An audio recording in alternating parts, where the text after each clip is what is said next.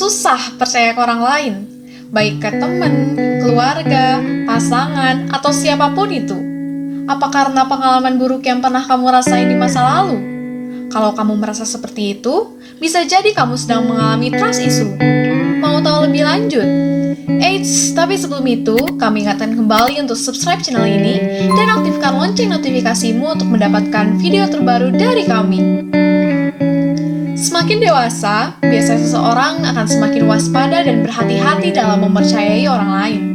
Hal ini sebenarnya wajar, namun jika berlebihan akan menjadi hal yang fatal dan menyebabkan trust issue atau masalah kepercayaan.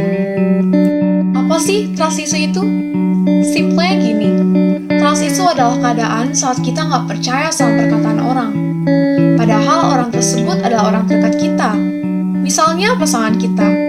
Atau contoh lainnya seperti kita nggak percaya sama diagnosis yang diberikan dokter. Trust issue bisa terjadi pada lingkup sosial kita dan terbilang bahaya loh, karena orang yang mengalami trust issue akan merasa kesepian dan terisolasi. Dia akan merasa menjadi orang asing kecuali ada orang yang benar-benar ia percayai.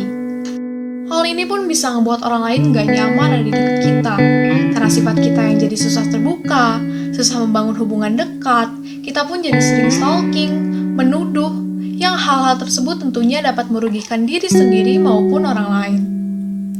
Kok bisa sih? Kira-kira penyebabnya apa ya?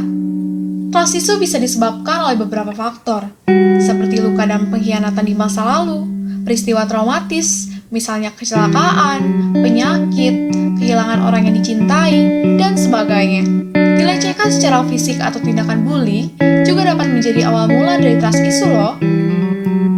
Wah, jangan-jangan aku juga punya trust issue nih. Eits, kita kenali dulu yuk tanda-tandanya. Trust issue terjadi apabila seseorang mulai tidak yakin dan sulit percaya dengan orang-orang di sekitarnya. Hal ini biasanya timbul bersamaan dengan beberapa pikiran negatif, seperti selalu menaruh kecurigaan pada orang lain. Curiga yang berlebihan dapat membuat seseorang menjadi terlalu waspada dan sangat berhati-hati dengan setiap orang yang ia temui, karena ia takut orang lain akan menyakitinya. Menganggap bahwa setiap orang akan berkhianat. Orang yang mengalami trust issue memiliki pikiran, untuk apa percaya ke orang lain? Toh, mereka pada akhirnya akan berkhianat. Menghindari hubungan yang lebih dalam. Orang yang memiliki trust issue menganggap bahwa hubungan yang lebih dalam akan menjerumuskan mereka pada pengkhianatan dan pengabaian. Merasa kesepian atau tertekan.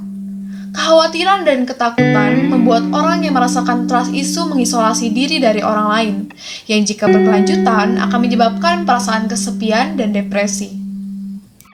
Lalu apa saja sih langkah yang dapat dilakukan untuk mengatasi trust issue? Yang pertama, terima risiko yang terjadi karena belajar mempercayai. Di dunia ini tidak ada yang sempurna. Belajar membangun kepercayaan lagi ke orang lain tidaklah mudah, dan negatifnya pun dapat membuat kita kecewa. Yang kedua, hadapi ketakutan dan perasaan negatif lainnya. Jujur kepada diri sendiri mengenai hal yang ditakuti dapat menjadi motivasi bagi kita agar terus mencoba. Dan yang terakhir, coba dan percaya lagi. Jika gagal dan kembali ke masalah kepercayaan yang mendalam, coba lagi dan coba terus. Perlu kerelaan untuk menerima diri sendiri dan orang lain dalam hal ini.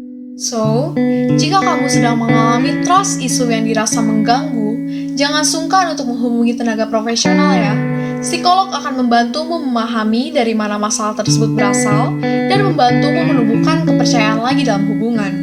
Banyak jenis terapi yang dapat dilakukan. Hubungan dalam terapi pun dapat menjadi latihan dalam memperoleh kepercayaan. Terima kasih telah menonton video kali ini. Jangan lupa buat like, comment, and subscribe ya. See you in the next video.